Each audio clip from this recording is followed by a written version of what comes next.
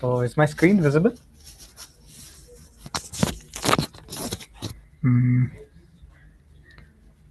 Can someone confirm if my screen is visible? Yes, sir. Yes, sir. Oh, okay. Other thing is that if there is any question and doubt, please you can directly say so. I will not be able to check the chat in between. So please either directly say respond, or if there are certain questions that I will during the presentation that will be there, please respond during that period. I may not be able to check the chat properly. Okay, so let's start. Today's lecture is on linear algebra, and I think that this topic is sufficiently big. So I may take one class and the additional tomorrow's next class, whichever it happens. So partially that class will be a presentation, and then we will have a tutorial hands-on session on Colab Notebook. Okay, so this is just basic recap of linear algebra, as this linear algebra has become one of the most important topic or the fundamental topic for learning machine learning algorithms. So let's look into some of the topics. So this is what we will be discussing. We will be discussing first scalar vector matrices, vector matrix calculations, inverse matrices, identity matrices. Is my cursor also visible? Uh, it is visible. Huh? Excuse me. Can someone say, is my cursor visible or not visible? Visible. Okay, okay. So, solving matrix equations, rank of a matrix, and eigenvalue and eigenvector decomposition, that we will look into it. So, people, Kritam, are most of here familiar with linear algebra, or are there someone who are not familiar? Depending upon that, I will keep the pace of the talk. Are most of you familiar with linear algebra?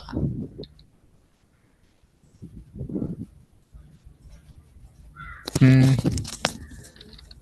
Uh, if most of you are familiar, can you just raise your hand so that I can see that most of you are familiar? Not familiar? Or in between? Okay. So I see one person raising. Thank you, Amula, for raising your hand. Are there any other people? I'm assuming that most of you are still learning and you're still not so much familiar with this topic. Okay, so then I will go slow and I will cover most of this topic properly then. Okay, so let's look into what is a scalar. A scalar variable can be described by a single number. It can be like a speed of a car, light intensity, yeah, or the marks that you get in an examination, or anything that is a single number that's defined as a scalar. A variable that is described by a single number is a scalar. Now, what is a vector though? A vector can be a list of numbers. Like it can be a temperature information at different time instance, or you can say if you have multiple family members and they have different ages, so the family age can act as a vector information. It's a list of age information of your family group. So any a column of numbers or a group of numbers together stacked in some form is a vector. Now, matrices can be a rectangular matrix, a square matrix, or a vector of just n by 1 matrix is a vector. So, look at this matrix A. It has 3 cross 3 matrix. It's a square matrix. Now, C is a rectangular matrix of 3 rows and 2 columns. Rows are in a vertical direction, and the columns are in a horizontal direction. This is column 1, column 2, and rows 1, row 2, row 3. So rows and columns. So C is a 3 cross 2 rectangular matrix, and D is a in general matrix of 3 by 3. Now a vector is simply a n by 1 matrix. Okay. So now this matrices can store information of different so store the same information at different time steps or at different locations. So this is what the matrix looks like. You can store different form of information in this matrix A. We will see as we move forward how matrices are used in machine learning. We will see these thing in as an example too. But for the time being, just assume that matrix is any in general some m by n uh, square rectangular matrix. Okay. So moving further, okay. So transpose is, say a B vector is represented by 1, 1, 2. It's a vector though, and the transpose of this vector would become a column, a row vector of 1, 1, 2. So we call this B as a column vector, where you place it vertically, and B transpose becomes a row vector when you place it horizontally. Okay. So B is a column vector, B transpose is a row vector. Similarly, if D is a row vector 3, 4, 9, and D transpose becomes a column vector of 3, 4, 9. So transpose simply flips the uh, column to row and row to column. Okay. So this is what a transpose operation does to a vector. Now, if you apply a transpose operation to a matrix A, then it simply becomes 1, 2, 3 of this row 1, 2, 3 will become a column of 1, 2, 3. 5, 4, 1 of a row will become a 5, 4, 1 of a column vector. 6, 7, 4 of a row will become 6, 7, 4 of a column vector.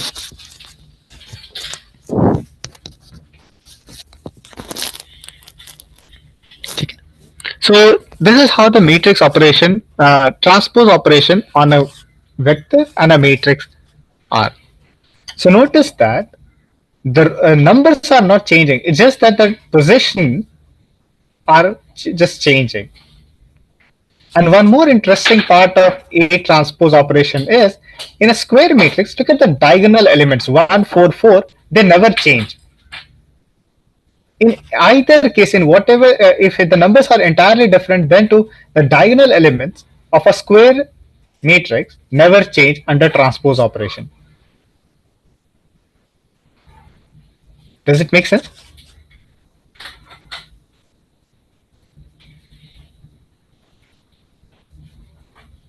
Okay. So even if you put any different number, the diagonals will not change in a square matrix. It is not true for rectangular though. Okay. So now this is how the transpose operation works. The next goes to matrix calculation. So now we have an addition. Addition satisfies this commutative property. A plus B is equals to B plus A. So even if there are like hundreds of A plus B plus C plus D, A is a matrix. Sorry for that. A and B are both matrix though. General matrix. M by N matrix. Both A plus B plus C plus D, so many sums are there, and then you can do any permutation combination of this matrix. It will turn out to be both equal. So whether you do A plus B or B plus A, the results will be exactly same. It is also associative, A plus B plus C. Whether you do calculation of A plus B and then add to C, or whether you do B plus C and then add to A, the numbers are exactly the same. Now, one more thing that one should be very careful about: if A is a say 2 by 2 matrix and B is a 2 by 3 matrix, can you add these two matrices? A is a 2 by 2 matrix and B is a 2 by 3 matrix. Can you add these two matrices?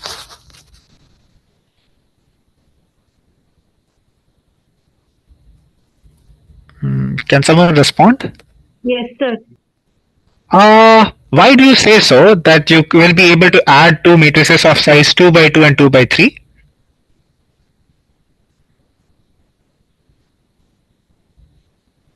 Any intuition behind that? In the first matrix, the m cross n should be similar to the second matrix of n. Okay, so what you are saying is it's a very okay. So you are going ahead though. That applies to multiplication property. It's not the part of addition property. Here, both matrix A and B should be of same size. They cannot be of different size. You cannot add two different size matrices. If A is a 2 by 2 matrix, B must be 2 by 2 matrix for the addition to work. Look at this equation. Say A is this 2 by 2 and B is this 2 by 2 matrix. And when you add, each element of this number matrices gets added. So 2 gets added to 1, 4 gets added to 0, 2 gets added to 1, 4 gets added to 0, 2 gets added to 3, 2 gets added to 3 here, 5 gets added to 1, 5 gets added to 1.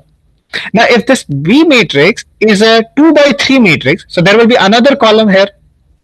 Now, this column cannot be added with any column in B, right? So, you cannot do 2 by 2 matrix added with 2 by 3 matrix because the one of the column will be left entirely empty. So, this addition function will fail. Does it make sense?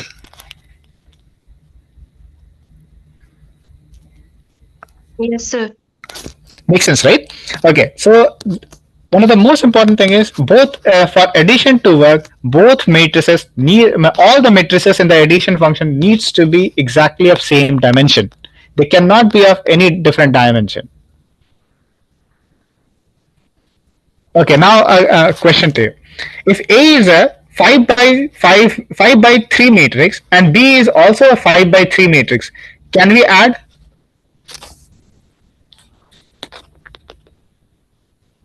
A is a 5 by 3 and B is also 5 by 3.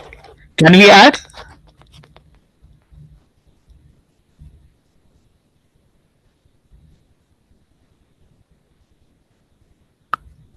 If someone is writing on chat, I prefer if someone can directly say so.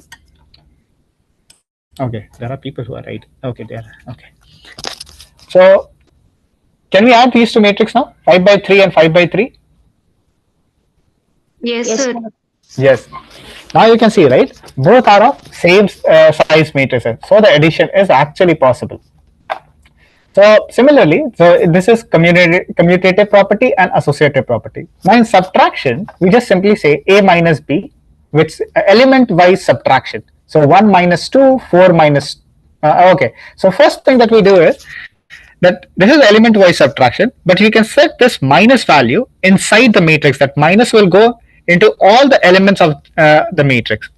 So, you see, when you have minus, you send all minus sign to all the elements. So minus 1, minus 2, minus 3 and minus 4, and then it becomes a plus sign here.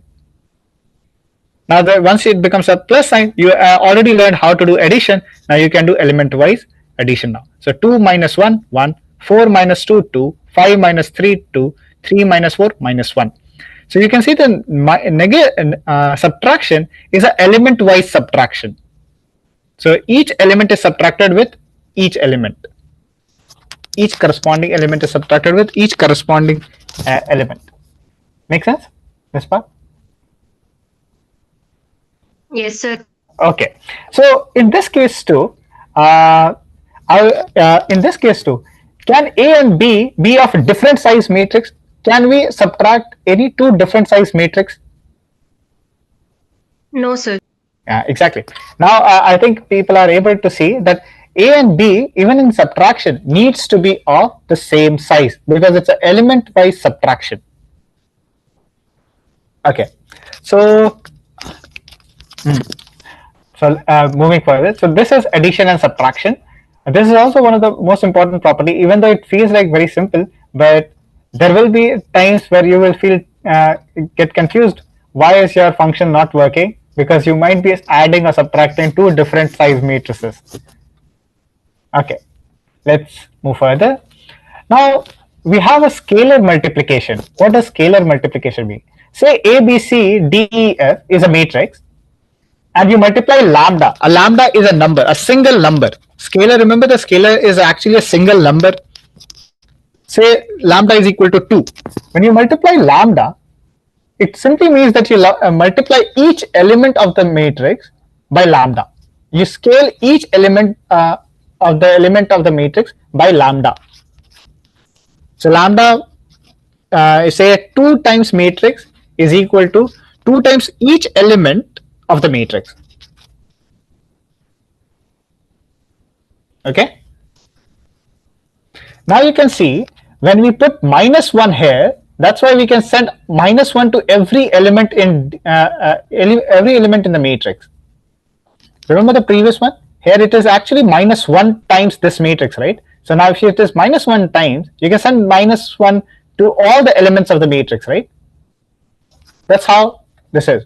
If you not just -1, any number that you try to multiply with a matrix, it simply takes that number multiplied with all the elements of the matrix.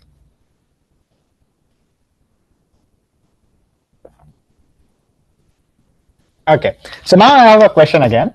Say this matrix, can this matrix be any size? Say if the matrix is size 2 by 3, if we multiply this matrix by 2, is the operation valid? Can we do such thing? Yes, sir. Yeah. Okay. So the operation is completely valid. The matrix, it does not depend here. The matrix multiplication, scalar multiplication, does not depend on the matrix size.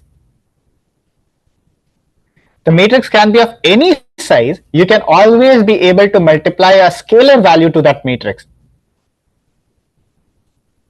So here there is no any size, either it is 2 by 2, 5 by 2, 9 by 2, 10,000 by 2, any matrix size, you can always be able to multiply a scalar value, unlike the previous addition and subtraction of a matrix. So scalar multiplication of any matrix is possible. Okay, so moving further. Now coming to matrix multiplication. This is another very important concept.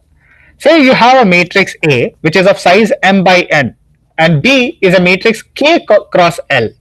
So m cross n, m is the number of rows, n is the number of columns, K is the number of rows, and L is the number of columns. So when we write m cross n, it simply means there are m number of rows, n number of columns. When we say K cross L, it simply means K number of rows, L number of columns. So 1, 2, 2 column, K is 1, 2, 3, so 3 column. So B is 3 cross 2 matrix. So 3 rows, 2 column. A is 1, 2, 3, 4, m equal to 4 and n equal to 1, 2, 3. So A is a 4 cross 3 matrix. Okay. So now the matrix multiplication AB is only possible if n is equal to K. So the last m cross n and K cross L, AB multiplication is only possible when n and K are equal. So m cross n and K cross L, the multiplication is only possible when n is equal to K. And the resultant matrix is m cross L matrix. So when you take this number and you multiply this number, so m and L needs to be m and K needs to be exactly same for A into B to happen, which simply means the number of columns in A should be equal to the number of rows in B. So till this part, is it clear? We will see how to do matrix multiplication, but is this clear?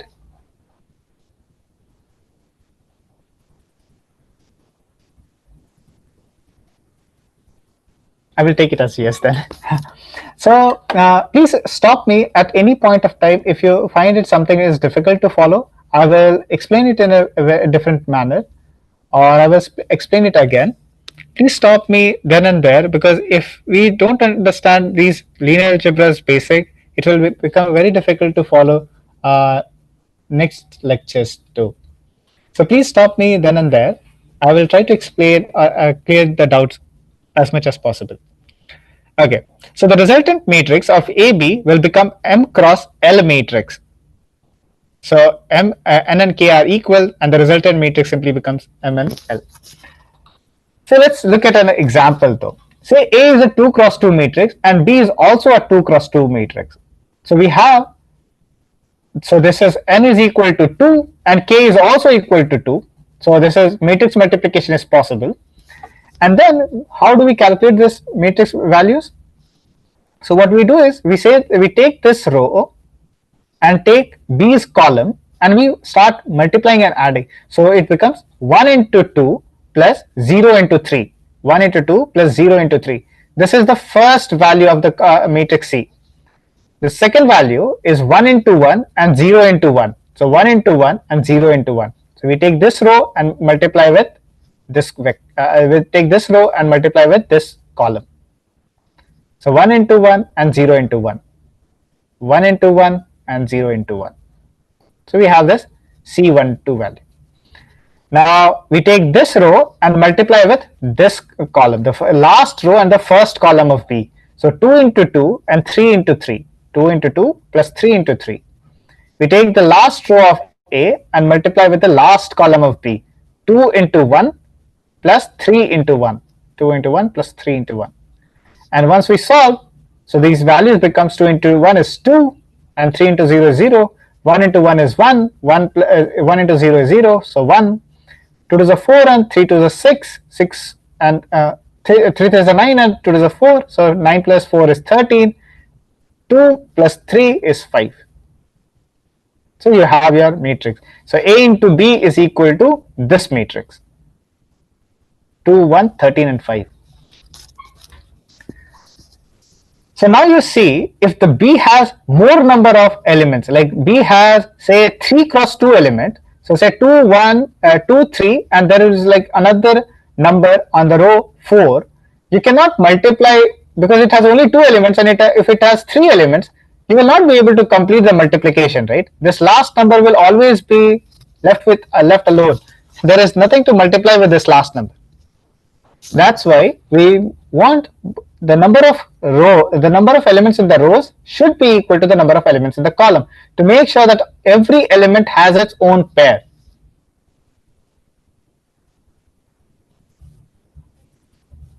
So I will wait for a while for others to come till this part to verify if the multiplication is okay or not. Or if someone has any doubt, please raise though.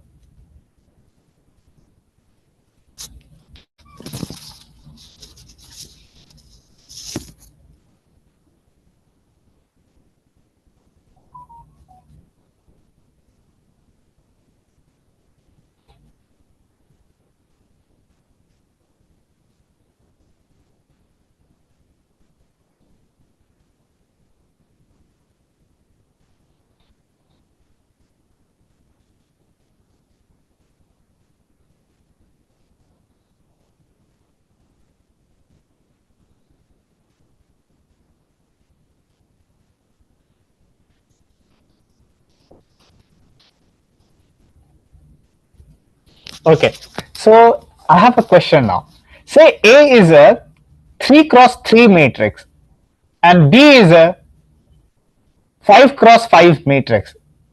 So A is 3 cross 3, B is 5 cross 5. Can we multiply A and B?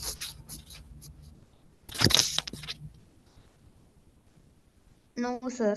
We can. Okay, correct. We cannot multiply A and B because A is a 3 by 3 matrix and B is a 5 cross 5 matrix. So 3 and 5 are not equal, so we cannot multiply these two matrices. Now another question. If A is a 2 cross 2 matrix and B is a 3 cross 2 matrix, can we multiply? 2 cross 2? Come again, what did you say? No, sir.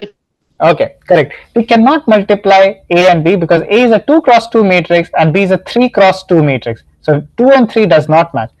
But can we do B times A? Not A times B, but B times A. Can we do this? A is a 2 cross 2 matrix and B is a 3 cross 2 matrix. Yes, we can, sir. As you can see, now when you actually put B in the front, it becomes 3 cross 2 and A becomes 2 cross 2, 2 and 2 becomes equal, and then you can actually multiply. Okay. So I hope this part is clear. Matrix multiplication.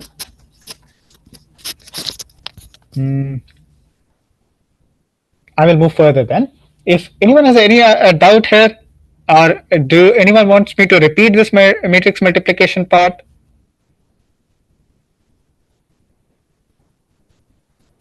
Okay, so I will move further then. So now matrix multiplication is not commutative. That means that if you do A times B is not equals to B times A. As we just saw before, when a matrix for A was 2 cross 2 and B was 3 cross 2, it was not even possible to multiply. But as soon as we flipped it to B cross A, we were able to multiply. So it simply means that you cannot say that A times B is equal to B times A. So this commutative property is not no longer satisfied, which was the property of addition during. Now matrix multiplication is definitely associative. It means that whether you multiply BC first and then do A multiplication, or you do AB multiplication and then do C multiplication, it does not matter, the value remains the same.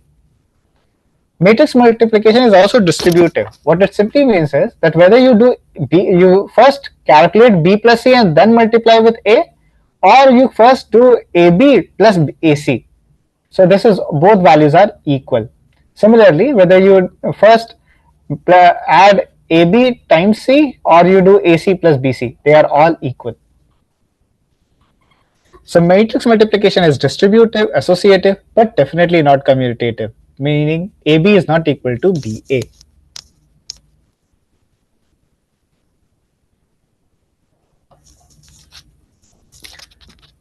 I will wait for a minute to everyone to read this and make sure that they are able to follow.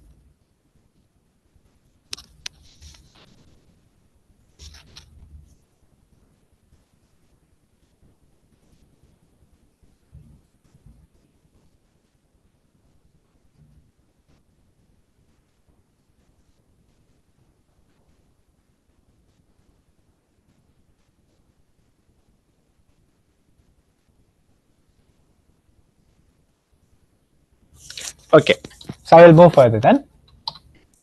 So we have now vector products.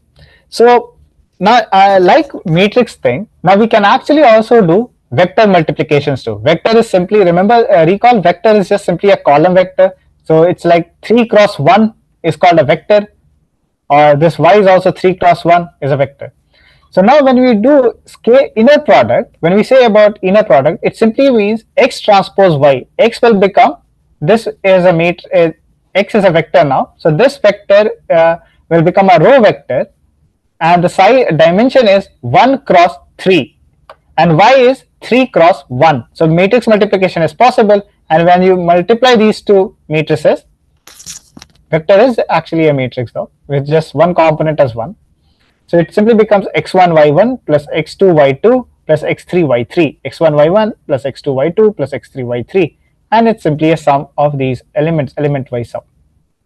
So this is called inner product. Outer product is this x times y transpose. X is 3 cross 1, y is 1 cross 3.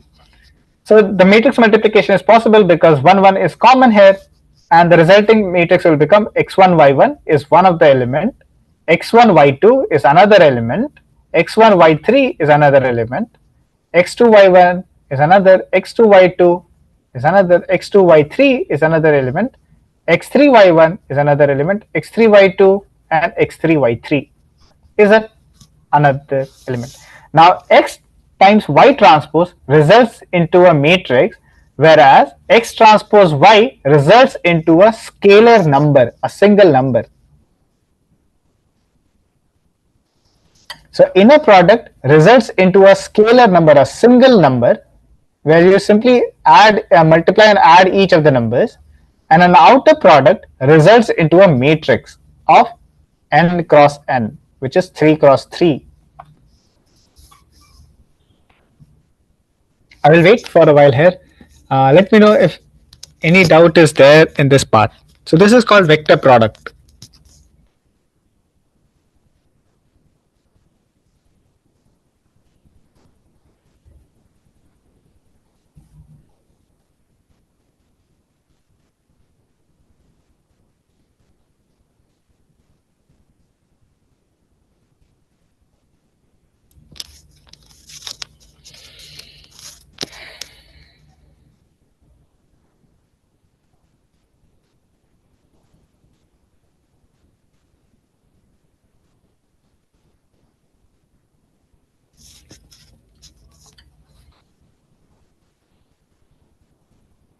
So any doubt in this till this part? No, sir. No, Okay. sir. Okay, thank you again. Thank you for responding. I was feeling that since I can't see you, I can't be in person. So I was wondering if someone can respond in once in a while. It would be nice. Thank you for responding. Okay, so we'll move ahead then. So now we will see an identity matrix. So the question is there a matrix that plays a similar role as a number one? What does it mean is, say for example, when you do 1 into 3, the result is always 3. So you multiply any number with 1, it results into the same exact number. So the question we ask, is there such a matrix that behaves like the number 1? So there is such matrix. We call it as an identity matrix, and it looks like this. So you take this matrix, you fill everything as 0 except the diagonal element. This diagonal element, except this diagonal element, all elements are 0, and the diagonal element is equal to 1. Okay, so you have your diagonal element here, and every element as 0, and this is your identity matrix. And the interesting part is, if you have a matrix A, which is n by n matrix, and you calculate A times in, I is n by n matrix, or I is n by n matrix times A, the result is always A. Okay, so it identity matrix behaves like a number 1.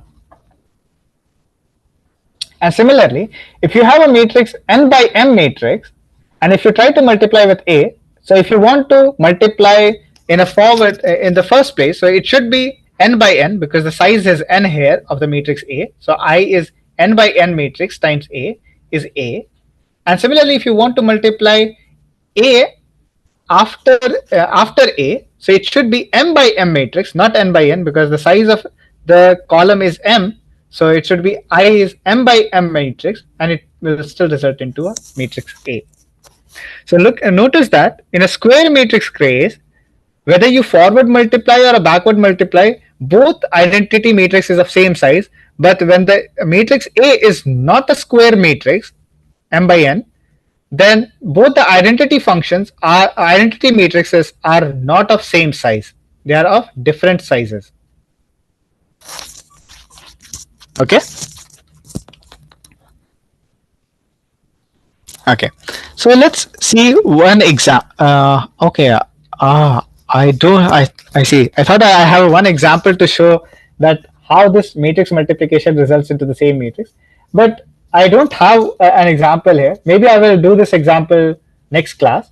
But you can also try this multiplying by yourself. Take any 2 by 2 matrix and write a 2 by 2 identity matrix. It will be 1 0 0 1, only this part, and try multiplying it and see whether you get the same matrix A or not as an exercise. And maybe in the next class when we do tutorial, we will see do such exercise once.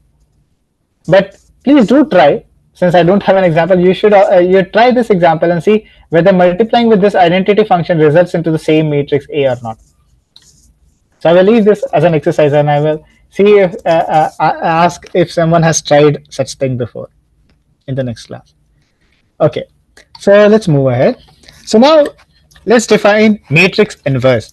Now matrix A is called non-singular. So assume that this word non-singular may feel like a new alien to you, but it just assume that it means that the matrix A is invertible. So we'll come to this why we call it non-singular later, but just assume that if matrix A is called invertible, that is, there exists a B such that A times B or B times A is equal to an identity function. Okay, so A is a square matrix. We are inherently assuming that A is a square matrix because A times B exists and B times A exists. So it is only possible if A is a square matrix. Not just A, B is also a square matrix of same size. Can you see why? If you're not able to see, I will leave this also as an exercise. The question is, when AB is equal to BA, both A and B are of same size, not just of same size, but is a square matrix. Okay? Is my question clear? So the question is, come again? It is Hello? clear. Oh, okay. So I will just repeat once. If AB is equal to BA, both A and B matrix is of exactly same size, not just same size, A and B are a square matrix. So I will leave this as an exercise for you to verify this is true. And this results into an identity matrix. If this is results to an identity matrix, we call B matrix as an invertible matrix. So what it means, and the common notation for writing inverse matrix is A to the power minus 1. So A inverse. So A times A inverse or A inverse times A is equal to an identity matrix. So the notion, okay, we'll come to this part. So the inverse of a matrix is unique whenever it exists. If it ever exists, it will always be unique. You cannot find multiple A inverses. It is only unique. And if A is invertible, the A inverse is also invertible. So what is the value of A inverse to the A inverse? Can someone A, say? sir. Okay. A. Yeah. So it is A. You see? So if it is unique and it is invertible, then A inverse is actually A itself. Okay. So I'm assuming this part, till this part, it is clear. Or anything that is not clear here. Okay. So there are two exercises that I have left you with. First is this exercise where you have to verify whether A times identity matrix results in the same matrix A. And to verify this identity matrix N and M, are there two different identity matrices for A to be valid in a square case. And the other exercise is AB equals to BA. Both A and B are square matrices of same size. So two exercises though. So let's move further. Let's look into how do we calculate a matrix inverse. Say if A is a matrix, this matrix, like this complicated matrix of in general matrix, then A inverse is defined as 1 by determinant of A and the cofactor of A. Do people know how to calculate A inverse? Uh, I was assuming that people already knew linear algebra a bit, so I did not have a slide for calculating A inverse though. Do they know? Do you know how? What is this cofactor calculation thing? Uh, okay, so you're not aware of this A inverse formula, right? Or you're aware No, of? no, sir. Okay, if you're not aware, okay, maybe I will just make a note of this. I thought that many of you will be familiar with linear algebra, so I did not have slides for what is this cofactor. I will get a one more example of calculating cofactors. So okay, let me just write. So okay, we will do this cofactor calculation next slide too, the next class. So cofactor, but let's look at the A inverse matrix calculation of the simple matrix. So you will not be also be aware of what is determinant then. Do people know about determinant? Yes, sir. Okay, you are aware of determinant. Okay, so I don't have to create a slide for determinant. I will just have to create a slide for this cofactor calculation. Okay. So I will just create a slide for how do you calculate this cofactor. But just take for this is actually a very derived formula. The proof is very different. Different. But let's just assume that this is the correct information. So A inverse is 1 by determinant of A and the cofactor of x11 with A, and till each point calculation of cofactor of A comma xij, and you calculate all these cofactors for all the element and then transpose that value, and that's it. You will have your A inverse. So now in this case, I just need to show you how to calculate this cofactor. I will come to this part later. I will show. I will in the next class we will see how to do this thing. But assume that this is the way you calculate A inverse. So let's take an example of a 2 by 2 matrix where you have A matrix is A, B, C, D, and you want to calculate the inverse of this. The inverse is the determinant is AD minus BC, AD minus BC, 1 by determinant. And the cofactor here is, how did I D So D is just simply D. B is minus B. I will just okay. This is difficult if you don't know how to calculate cofactor, but this is what A inverse is. And if you multiply this matrix A with this big matrix, you will get that identity function I. So if you multiply this matrix with A, which is A, B, C, D, you will get an identity matrix. Okay. So tomorrow, maybe next class, we will take a example, calculate cofactor, and we will see that A times A inverse actually is indeed an identity matrix. Maybe next class we will also see this thing too. Okay. Cofactor calculation.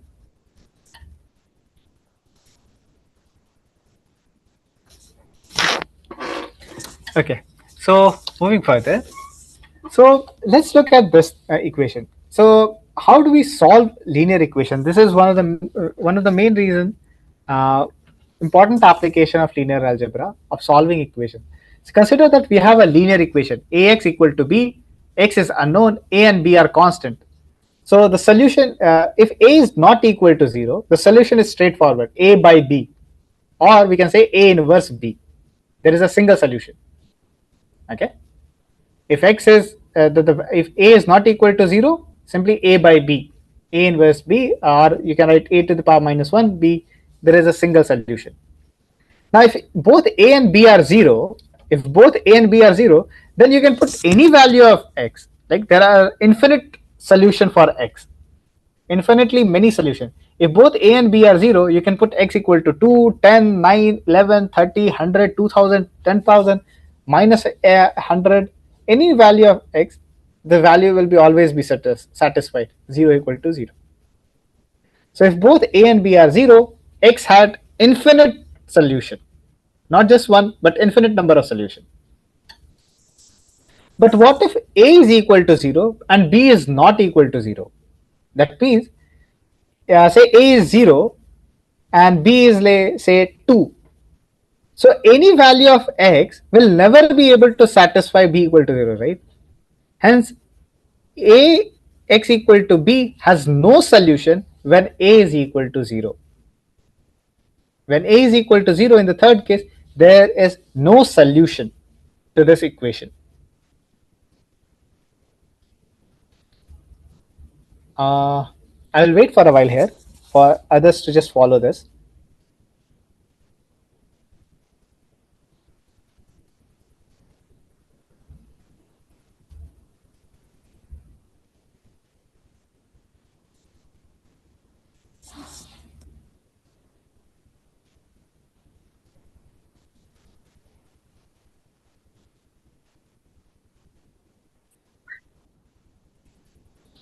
If anyone has any doubt here, please ask so.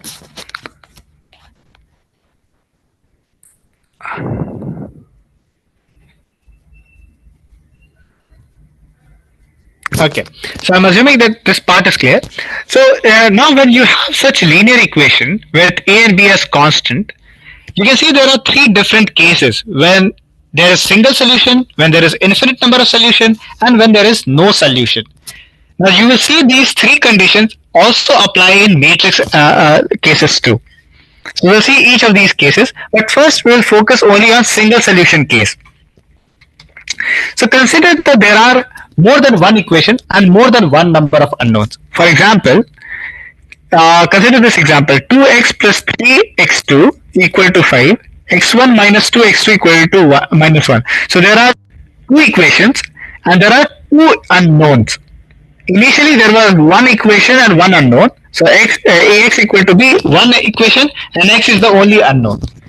Here there are two unknown, x1 and x2.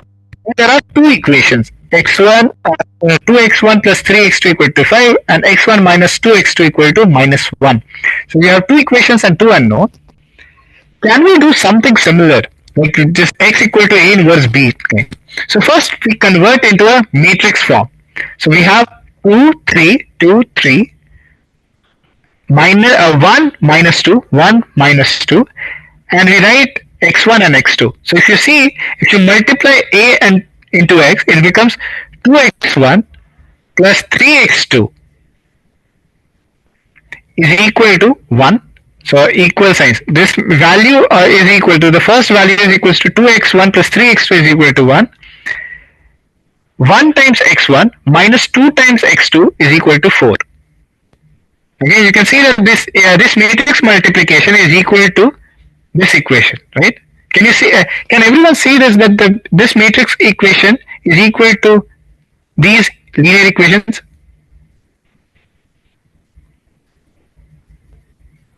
This is Yes, very sir. important. Yeah, you can see this this A times matrix multiplication, A times this matrix and this vector multiplication is equal to 1 4, and these two equations are exactly same. No, sir. No, You're sir. not. This is not. You're not able to follow. Okay. Remember the matrix multiplication that we studied before. You take this you take this row and you multiply with this column, right? You take this row and multiply with this column. So when you do this thing, how will it look like? 2 times x1 plus 3 times x2. This will be the first element of this resultant matrix. Can can you see? Okay, let me see if I can write somewhere. Let me just open a Google Doc then.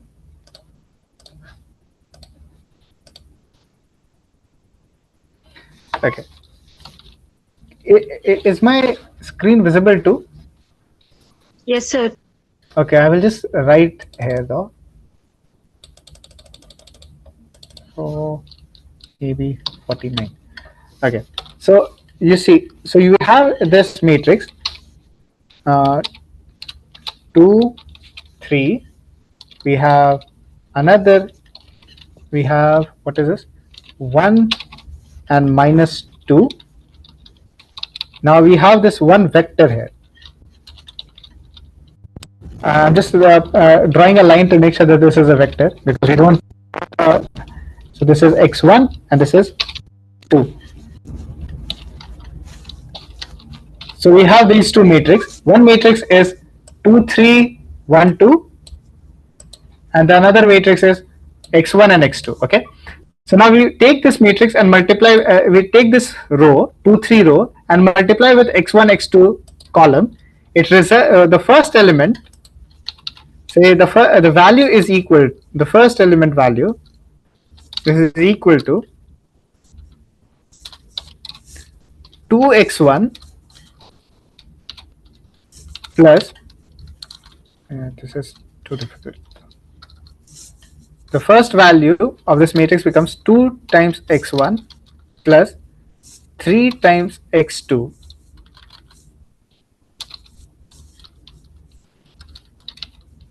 and the second value becomes 1 times x1 plus plus, let's write, minus 2 times x2. Can you see this? If you multiply this, you take this row and this column and you multiply, you get this value.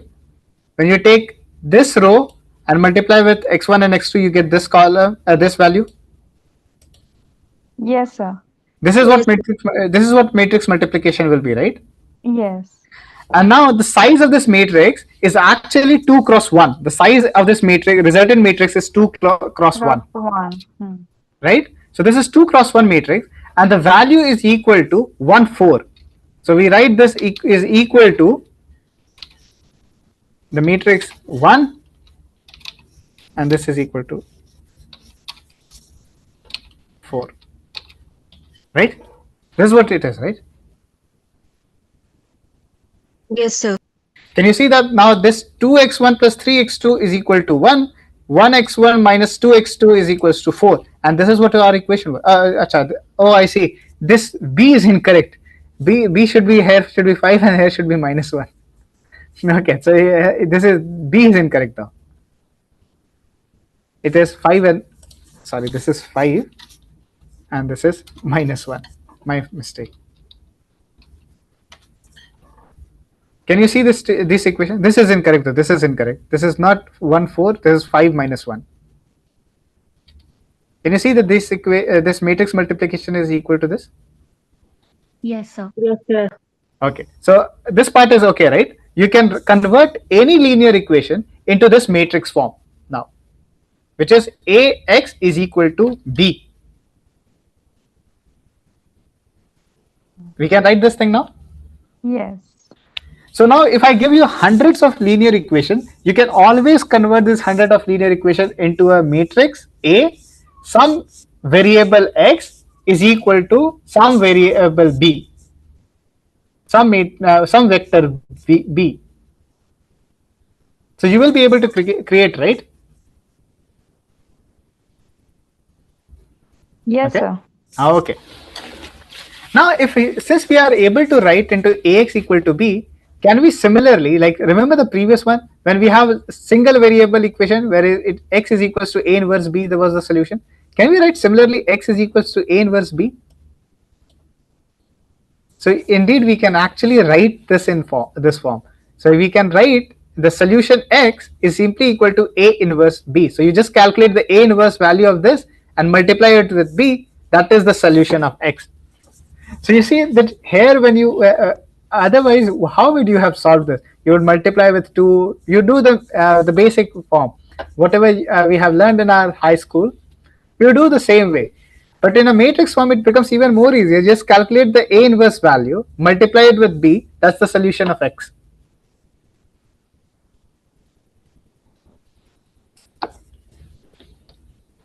So it becomes even more faster to calculate. So even if you have hundreds and thousands of equations, just calculate A inverse and you will get the value. So I will wait here a bit to make sure that this part is okay. So we can calculate this value.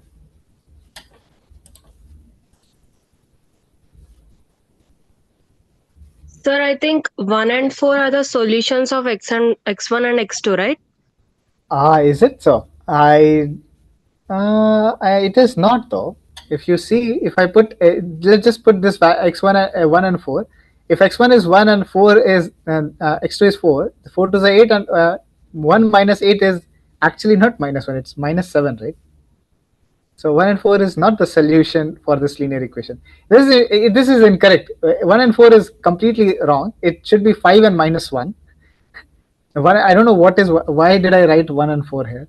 I might have mistakenly wrote this number. This is incorrect though. It is 5 and minus 1. Make sense? Yes, sir. Okay. So I will wait here to make sure that if I give you any set of linear equation, you should be always be able to convert into a matrix form, matrix form, Ax equal to B form. At least in this entire presentation, I just want everyone to make sure that they get this part correctly. Okay. I think I have already crossed 3 minutes though. Do people have some more time left? Because I have like 2 more slides to cover. Or should I do it next class? How is this thing? Is everyone, if the coordinator can say if it is okay to go any further or should we do it next class? So kindly continue, sir. Okay, then I will just continue. I will take another 5-10 minutes. I only have 2 more slides. This is a very important algorithm. So this is one algorithm. Just take A inverse times B is the solution of X. Now another very important algorithm that we will now look into is, let's just this algorithm is a very different algorithm than just calculating A inverse times B. Now consider this example. 2x plus 3y is equal to 8 and x minus y is also equal to 8. How will we actually solve this equation? So we generally in our high school days we learned that just multiply the second equation with 3, so which is 3x minus 3y is equals to 24, and then we simply add these two equations, which simply become, and we add the equation 2 with equation 1. The equation 1 remains the same, 2x plus 3y equals to 8, but the equation 2 becomes 3 plus 2 5x and 3 minus 3 is equals to 0y is equals to 32. So now your x is equals to 32 by 5, and similarly you can calculate y by putting x here and then you calculate the value of y. Is this clear? Yes, sir. Okay, so this is standard high school math, and this is how we calculated x and y. We never calculated A inverse and as such thing, right? It was such an easy operation, multiplication and addition operation.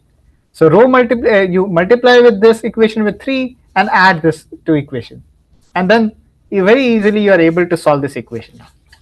So why can't we do something similar with matrices too? So we will do something with something similar with matrices.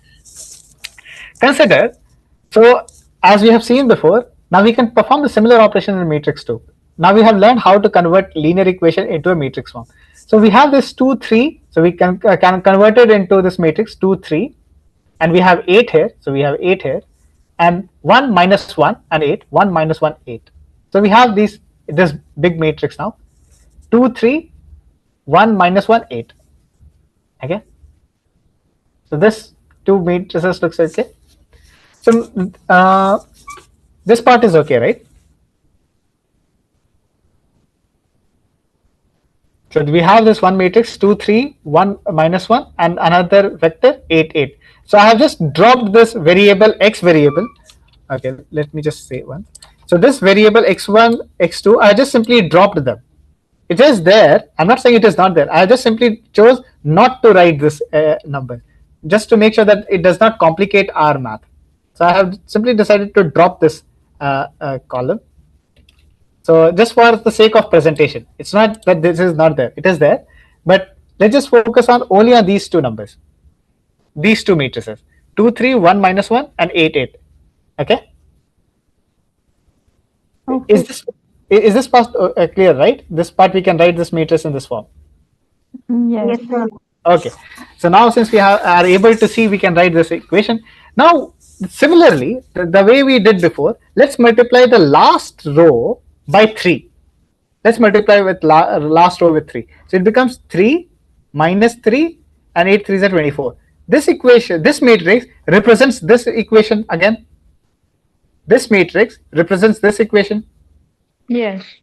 You can see this relation, right? These two are very same. These two are actually equal, not same. These two are say equal.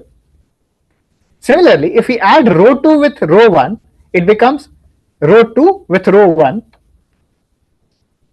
So it becomes the row 1 remains same. Row 2 becomes 5, 3 minus 3 is 0, and 8 and 24 is 32. These two are very same equation, right? Yes. Now, once you have this form, you can directly calculate x is equals to 32 by 5, and then you can calculate the remaining x and y.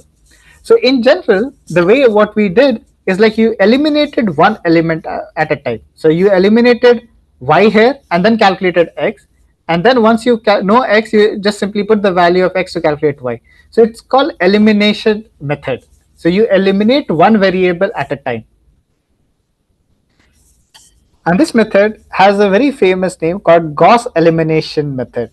So you eliminate the Gauss was the one who proposed this method, elimination method that we studied in high school. And this can be converted into a matrix form where computer will automatically figure out what they should multiply and add with to eliminate one variable. So calculating A inverse is more computationally costly. Like if you calculate A inverse, it will take a long time to calculate A inverse. But finding what element to eliminate, it's actually much faster. So in general, all libraries that you will see, whenever you ask them to calculate ax equal to b, they will use this elimination method to calculate. Your high school method that we have learned is that they are internally using to calculate. So this is called Gauss elimination method. And then once you have this form, you can directly calculate all the variable values.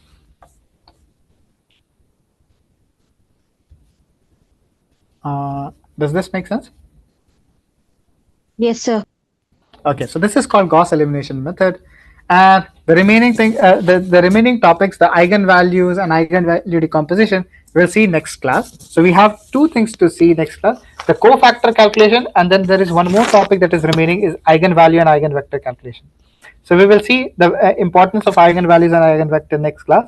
Uh, one more topic of cofactor calculation while calculating A inverse. So this is what I had today. If there are any questions here till now, you can ask now, or else we can. I will give you to study them once, and then we can take questions again. So I will share the slides though. Can I share the slides here, or is there a proper way to share, or sharing here is okay? Usually the notebooks also being shared in the chat only for the previous two sessions. Okay, so I can share here. How do I share? OneDrive, Google Drive. Is there a way I can just post? Okay, then let me see if I can share. If I'm able to share my PDF directly here.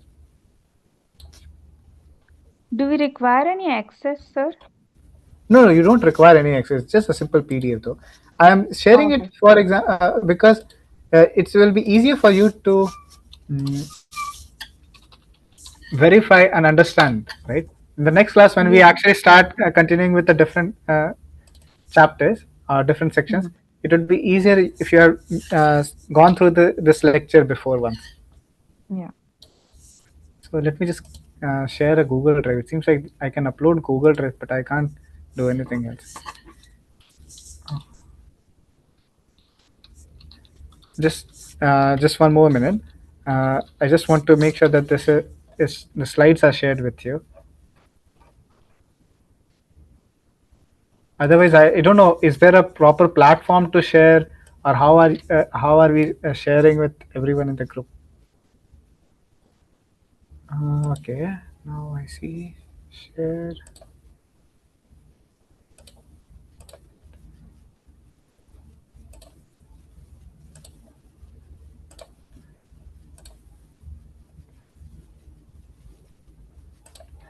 I will share here now.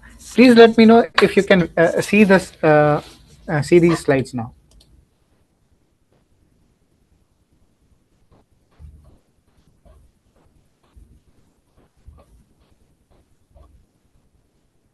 Yes, sir. Okay, you can see. So next class we will we will start with the topics where we left before, and uh, complete eigenvalue decomposition, cofactor calculation, and then we will do our hands-on tutorial thing. Uh, and it would be helpful for you if you can go through the slides once before coming to the next class, so that you will be able to the next class, the hands-on tutorial, you will be able to understand better. And you can ask me questions from this class too in the next class if there are any doubts or questions, even after going through the lecture slides. Okay, so we can stop here. Uh, I'm sorry I took another 13 minutes of yours, but I also started late. I will take this 10 minutes extra. Okay, I am done though. So if there are no other questions, we can end the meeting.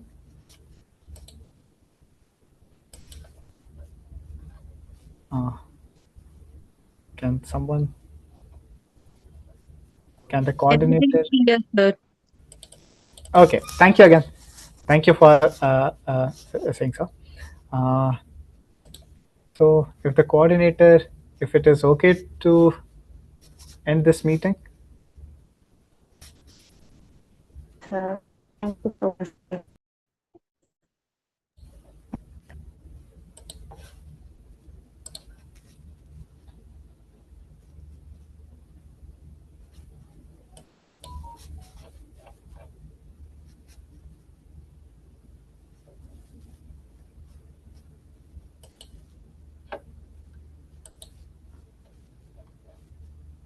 Uh, Sir, thank you so much, sir. oh, We can thank you. end this. So we will end this then. Thank you again. See you in the next class. Okay. Thank you, sir. Hmm. Thank you, Bye. sir. Yeah. Thank you. Thank you again. Bye.